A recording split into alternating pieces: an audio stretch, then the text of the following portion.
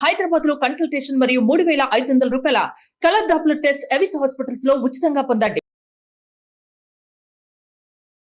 నమస్తే రమగారు. నమస్తే జయ. రమగారు, కష్టాలు బాధలు ఉన్నప్పుడు, ఇబ్బందులు పడుతున్నప్పుడు భగవంతుణ్ణి తలుచుకుంటాం. రకరకాలుగా చెప్తూ ఉంటారు సలహాలు సూచనలు. ఆ గుడికి వెళ్ళు, ఈ గుడికి వెళ్ళు, ఈ పూజ చేయి, ఈ విధంగా చేయి, ఉపవాసం ఉండు, ఇట్లా ఇవన్నీ చేస్తే సరిపోతుందా రమగారు? వీటితో పాటు ఇంకా చేయాల్సింది ఏం లేదంటారా? ఇవన్నీ ఎప్పుడు ఎలా చెప్తారు జయ? ఏ మార్గము లేదు, ఏం చెయ్యాలో తెలియట్లేదు, పిల్లాడికి ఉద్యోగం రాలేదు, వాడికి చదువు రావట్లేదు, లేకపోతే మా డబ్బులన్నీ పోతున్నాయి, మాకేదో అవుతుంది, మీ ఇంట్లో ఉండబుద్ధి కావటం లేదు, ఇంట్లో ఏదో నెగిటివ్ షేడ్స్ ఉన్నట్టు తెలుస్తుంది, ఇలా గోడు వెళ్ళబోసుకున్నప్పుడు జనరల్గా ఎవరైనా పిల్లాడికి ఉద్యోగం రావట్లేదు 4 ప్రయత్నాలు చేశాకేగా రావట్లేదని చెప్తారు, అంతేనా? ఏదైనా వేరే సలహా చెప్తారనే అడుగుతారు. అట్లాంటప్పుడు ఏం చెప్తాం మనం? మానవుల వల్ల కానివి మానవ ప్రయత్నంతో కాకుండా ఉంటే కనుక దైవ సహాయం తీసుకో. ఈ దైవ సహాయం తీసుకోవడానికి మనకి వివిధ రకాలైన మార్గాలు ఉన్నాయి. మనకు 5 మతాలు కనపడతాయి దైవ అనుసరణ మార్గాలు. శాక్తేయము, శైవము, వైష్ణవము, శాక్తేయము, సౌరము, గాణాపత్యము, 5 రకాలు.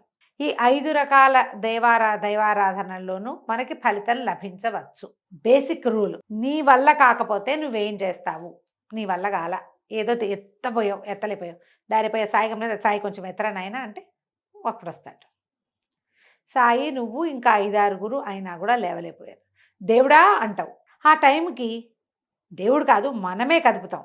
దైవనామస్మరణ తర్వాత కదిలిందని మనకి తెలుస్తుంది. అంటే ఈ శక్తిని మించింది ఒక అతీతమైనది ఒకటి ఉన్నది అని మనకి ఫీల్ అవుతాం. ఎందుకంటే 2 గంటల నుంచి మనం 6 కలిసి లాగుతున్నాం ఆ వస్తువుని, 6 కలిసి నడుపుతున్నాం ఒక కథని. నడపటల్లా దైవనామస్మరణ తర్వాత దేవుడా నువ్వే దిక్కు, ఈసారి వెంకటేశ్వర స్వామి నీ కొబ్బరికాయ కొడతా, మామిడికాయ తెస్తా, చెప్తావు మామిడిపళ్ళు ఇస్తాను, ఒక అరటిపళ్ళ గెల సమర్పిస్తాను, 101 కొబ్బరికాయలు కొడతా, జుట్టు ఇచ్చేస్తా, వీడి జుట్టు కూడా ఇస్తాను, పక్కవాడి జుట్టు కూడా చూపిస్తావు. ఇవన్నీ చెప్పాక ఈ పని అవుతుంది. పని చేసింది నువ్వే అయినా ఏం చెప్పాక ఈ పని అయ్యిందో చెప్పు. మొదట మనది అంతా చెప్పుకున్నామా? ఆయన్ని పిలిచి నువ్వు నాతో ఉండు అని ఆయనకి చెప్పి ఆయన ఉన్నాడని నమ్మి పని చేస్తావు కదా. అవునండి. ఇప్పుడు దీపారాధన చేసేది ఏమిటి? దీపారాధన అనేది ఒక క్రియ కాదు, ఉట్టి క్రియగా దాన్ని భావించొద్దు. దైవనామస్మరణ చెయ్యి, దేవాలయానికి వెళ్ళు, ఓ పూజ చేసుకో, ఓ చోటకి వెళ్ళు, ఓ తీర్థంలో స్నానం చెయ్యి, ఓ ఉపవాసం ఉండు, రోజు ఒక కొబ్బరికాయ సమర్పించు, సుందరకాండ పారాయణ చెయ్యి, శ్రీపాద శ్రీవల్లభ చరితామృతం చదువుకో, గురుచరిత్ర పారాయణ చెయ్యి. ఇవన్నీ ఒట్టి క్రియలు కాదమ్మా, దాన్ని ఒట్టి క్రియగా భావించకూడదు. నీ నమ్మకం అనే పెట్టుబడి పెట్టి వెలిగించిన క్రియ అది. ఆ క్రియ చేసినప్పుడు ఆ క్రియ నీ వెనకాల ఉంటుందని నువ్వు నమ్ముతావు. ఒట్టి క్రియ అంటే ఏమిటి చెప్పు? ఈ వస్తువు తీసి ఇక్కడ పెట్టడం. దీపారాధన అట్లా చేయంగా మనం. అవును, శ్రద్ధగా చేస్తాం, నమ్మకంతోని ఆస్థతోటి చేస్తాం.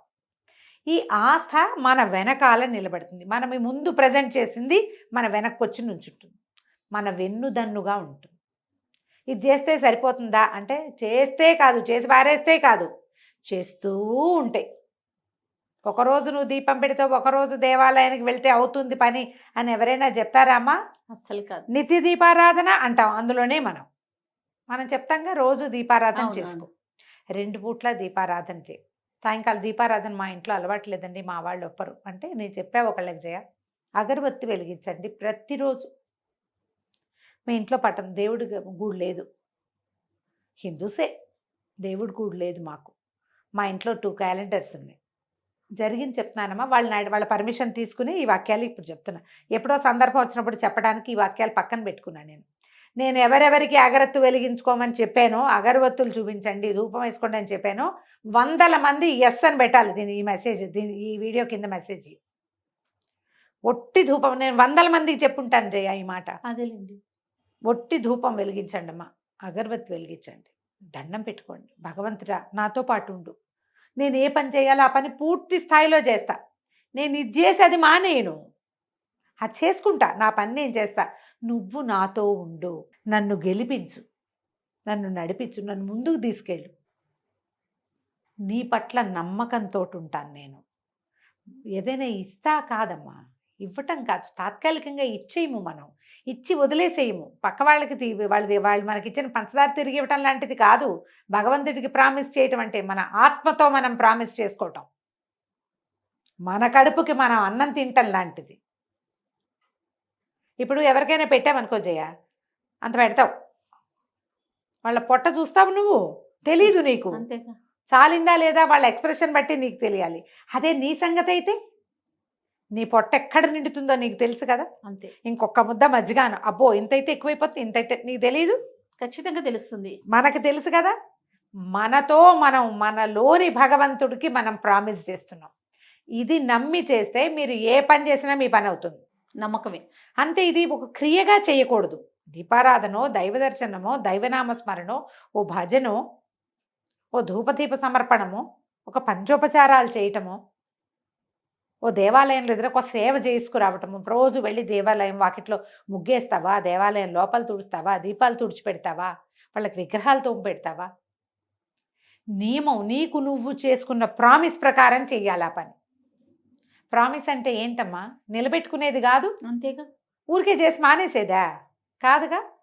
ఇలా చేస్తే మీరు ఇంకేం చేయక్కర్లా, మీరు ఏ పని చేస్తున్నారో ఆ పని చేసుకోండి.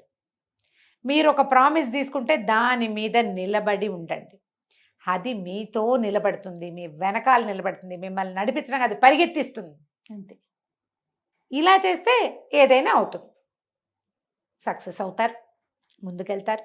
సక్సెస్ అవ్వటానికి సరిపడా మార్గము, సక్సెస్ చేయటానికి సరిపడా మనిషో మీకు కనపడతాడు. ప్రతి వాళ్ళు వాళ్ళ జీవితంలో ప్రశ్నించుకుంటే జయ, ప్రతి మలుపులోనూ మనకి సంబంధం లేని వ్యక్తులు ఎవరెవరో మనకి సహాయం చేస్తారు. గుర్తు చేసుకోండి. అవును కదా. ఆ మలుపు, ఒక స్టాప్, ఎక్కడో ఆగిపోయాం, మనకు అసలు తెలియదు. ఏదో ఒక వాక్యం, ఒక మాట, ఒక ప్రకటన, అదైనా మన అక్కడ తీసుకెళ్తుంది. ఈ ప్రకటనో, ఈ వాక్యమో, ఈ మనిషో ఎవడు, నువ్వు భగవంతుడి పట్ల పెట్టుకున్న నమ్మకం ఆ రూపంలో వస్తుంది. ఇప్పుడు మనంతట మనం పుట్టలేదు, మనంతట మనం పెరగలేదు, మనంతట మనం చావము. ఇదంతా నడిపేవాడు ఒకడు ఉన్నాడన్న నీ నమ్మకమే మనల్ని నడిపిస్తుంది. ఆ నమ్మకానికి నువ్వు ఇచ్చేదే నువ్వు చేసే దీపారాధనో, దైవారాధనో, పూజో, పునస్కారమో, తీర్థయాత్రో, ఏదైనా తీర్థాటన చేయటమో, ఇవన్నీ కూడా దానికి నువ్విచ్చే బహుమతులు. అంతే. దాంతో ఏమవుతుంది, నీ నమ్మకాన్ని బూస్టప్ చేసుకుంటావు. నువ్వు ప్రతి వాకిట్లో నువ్వు ముగ్గేస్తారు జయ, ఏదో 2 గీతలు గీస్తావు. నువ్వు ఇంకొంచెం ఇంకా కాస్త బాగా పెద్ద ముగ్గు, వాకిలంతా చక్కగా తుడిచి బాగా శుభ్రంగా చేసి దాన్ని ఇంకా తెల్లటి ముగ్గు తెచ్చి ఇంకొంచెం పెద్ద ముగ్గే, కళ ఎట్లా పెరుగుతుందమ్మా. అవును. నిన్న సాయంత్రం పెన్సిల్ నువ్వు చాక్ పీస్ తోటి 2 గీతలకి ఇవాళ పిండి ముగ్గుతోటి ఇంత పెద్ద తెస్తే లుక్ మారిపోదు, అద్భుతంగా ఉంటుంది. ఎట్లా మారుతుంది. అలాగే నీ నమ్మకానికి ప్రతి చిన్న ఎడిషన్స్ చేయండి. మన నమ్మకానికి మీరు చేసిన ఎడిషనే మీ తాలూకు ఫ్లరిష్మెంట్ని చూపిస్తుంది. మీరు ఎట్లా ఫ్లరిష్ అవుతారో కనపడుతుంది. ఇదంతా నాదనుకోకూడదు. మీరు మనం ఎక్కడ ఆగిపోతాము, రేపొద్దున ఆగేది ఎక్కడ ఆగుతాము, అంతా నేనే పగలు తీశాను అనుకుంటే ఆగిపోవటమే. నేనే చేశా, ఇదంతా నాది కాదు, నా నమ్మకం, నాతో ఉన్న మహత్తరమైన దైవశక్తి. నేను ఎంత నమ్మాను భగవంతుడిని, అది నన్ను గెలిపించింది, అది నన్ను ముందుకు తీసుకెళ్ళింది. అది మీరు పబ్లిక్లో చెప్పుకోకర్లా, మీ లోపల తెలిసినా సంతోషం చాలు. అందుకని ఒకవేళ మీకు ఏదైనా సమస్య ఉంటే, ఏదైనా ఒక బోధ ఉన్నప్పుడు, వాళ్ళు పెట్టారు దీపాలు, వాళ్ళు రోజు పెడతారు, అయినా వాళ్ళకి ప్రాబ్లమ్స్ ఉన్నాయి అనుకోవద్దు. వాళ్ళదే, మీదే. అందరూ అన్నమే తింటారు. ఒక్కొక్కళ్ళు ఆవకాయ కలుపుకుంటాడు, ఇంకోటి మాగాయ కలుపుకుంటాడు. అవునా కాదు? అంతే కదండి. అందరిది పొట్టే, అందరి శరీర నిర్మాణం ఒకటే రకంగా ఉంటుంది. ప్రతివాడికి పొట్ట బెడకిను కింద భాగానికి మధ్యలోనే ఉంటుంది, సహజం కదా. అవును. కానీ దానికి ఇచ్చేది, అది రియాక్ట్ అయ్యేది, అంత సిస్టమ్స్ ఏమీ కదా జయ మనకుండేది. కానీ రియాక్షన్స్ వేరు కదండి, వేరు ఉన్నాయి కదా. ఇది అట్లా ఆలోచిస్తే కనుక మీరు ఏం చేయాలి అనే బోధని ఫాలో అయ్యి తెలుసుకోండి. మళ్ళీ ఇందులో కూడా నీకేదో బోధ ఉంది, నేను బోధే ఫాలో అవుతాను, చేయాల్సినవన్నీ మానేస్తానంటే కుదరదు. గాల్లో దీపం పెట్టద్దు. అంతేగా రమ్మగారు. నీ సొంత పని, నీ పని నువ్వు ఏ ప్రయత్నం మొదలు పెట్టావో ఆ ప్రయత్నం వరకు ప్రయత్నిస్తూ దైవ సహాయం తీసుకో. అది మానేసి ఇది చేస్తాను అనకూడదు. ఒక్కొక్కళ్ళని చూస్తాం మనం, ఏమిటో కొన్ని నెలల పాటు గుళ్ళోకి వెళ్తే ఉద్యోగం వస్తుంది, after 1 year I will be the king, ఇలాంటివి అలా కుదరవు, అట్లా కుదరదు, అట్లా నడవదు. ఏదో సినిమాల్లో నడుస్తాయి, మామూలు జీవితాల్లో అట్లా నడవు. నీ ప్రయత్నం నువ్వు చేస్తూ ప్రయత్నశీలుడుగా ఉంటూనే ఆస్థని కలిగి ఉండాలి. నీ ప్రయత్నానికి ఇంకొంచెం బలం వస్తుంది నీ నమ్మకం వల్ల, నువ్వు చేసే క్రియ వల్ల, దైవారాధన వల్ల. ప్రయత్నం చేయకుండా ఒట్టిగా దీపం పెడితే వచ్చేస్తుందని నమ్మకండి, అలాంటి ఉండదు. అదేదో కట్టుకుంటే తాయెత్తు కడితే ఏదో వచ్చేస్తుంది, తాబీజ్ మహిమ అని చెప్పుకునేవాళ్ళ, ఓ జోక్ అది కదా, అట్లా జరగదు. జరిగిన దాన్ని నమ్మకండి మీరు. మన కష్టమే మనని మనం నమ్ముకుంటే, ఇప్పుడు మనల్ని మనం నమ్ముకోవటం అంటే జయ బాగా ఆలోచిస్తే, ఇప్పుడు మనమైనా భగవంతుని యొక్క ప్రతిరూపాలం మనం, అంతే కదా. అవునా? అవునండి. ఇప్పుడు మనలో ఉన్న భగవంతుణ్ణి నువ్వు మరింతగా పనిచేయడానికి ప్రేరేపించు. మనకి మన చుట్టూతా ఉన్న భగవంతుడిని నాకు సహాయం చేయమని అడుగు. ఆ ప్రేరేపణ ఉండాలి, ఇక ఈ అడగటము ఉండాలి. ఈ రెండు కలిసి నడిస్తే సక్సెస్ వస్తుంది, ఏది మొదలు పెడితే అందులో. అంతే. ఇప్పుడు పైగా ఈ జనన మరణ చక్రం లాగానే మన జీవితం కూడా ఒక చక్రం. ఇవాళ అద్భుతమైన సక్సెస్ కనపడుతుంది, రేపు ఏటో కొంచెం స్లోగా కిందకి పోయినట్టు ఉంటుంది. పోయింది పోయింది పోయింది పోయింది, అయిపోయింది అయిపోయింది అయిపోయింది. అయిపోయిన తర్వాత చక్రం కదా అది, కిందకి పోయింది, మళ్ళీ పైకి రాదు. అంతేగా, గ్యారంటీగా వస్తుంది కదా, 100% వస్తుంది, వెనక్కి తిరిగి వస్తుంది. అవును. ఆ వెనక్కి తిరిగి వచ్చేటప్పుడు మీరు నమ్మకాన్ని పోగొట్టుకోకుండా ఆ భగవంతుడిని పట్టుకుని ఉండండి. మేము చేయాల్సింది చేసాం, ఇక నీ సహాయం కావాలి. ఈ చాలా మందితో ప్రాబ్లం ఏంటంటే, ఏదైనా ప్రాబ్లం రాగానే ముందు మానేసేది దైవారాధన మానేస్తారు, దైవాన్ని మార్చేస్తారు. కరెక్ట్ అండి. దైవాన్ని మార్చొద్దు, ఆరాధన మానద్దు. అన్నం తింటాం మాంటలేదుగా, ఓ పూట మానేస్తావు, కడుపు కాలుతుంది, రెండో రోజు తినవు. ఖచ్చితంగా దైవారాధన కూడా అంతే. అన్నం తినంత సహజంగా గాలి పీల్ చిచ్చి నాకు చాలా అయిష్టంగా ఉందని గాలి పీల్చడం మానేస్తావా? అన్నం తింటమైతే మానేస్తావు, వండుకు తినాలి కాబట్టి. గాలి పీల్చడం ఇన్వాలంటరీగా జరిగిపోతుంది. ఆ ఇన్వాలంటరీగా ఎలా గాలి పీలుస్తామో దైవారాధన, దైవం పట్ల నమ్మకం ఇన్వాలంటరీగానే ఉండాలి. అదేదో చేస్తేనే వీడిని నమ్ముతాను అన్నావా, ఇక నువ్వు బార్టర్ సిస్టమ్ వ్యాపారం చేస్తున్నావు. భగవదారాధన కాదది. నీ పని అవ్వపోయినా నువ్వు ఆరాధించాల్సిందే, నీ పని అవ్వపోయినా నువ్వు గాలి పీల్చినట్టుగా, అంతే. అర్థమవుతుంది కదా పాయింట్? అవునండి. అంత సహజంగా ఉండాలమ్మా.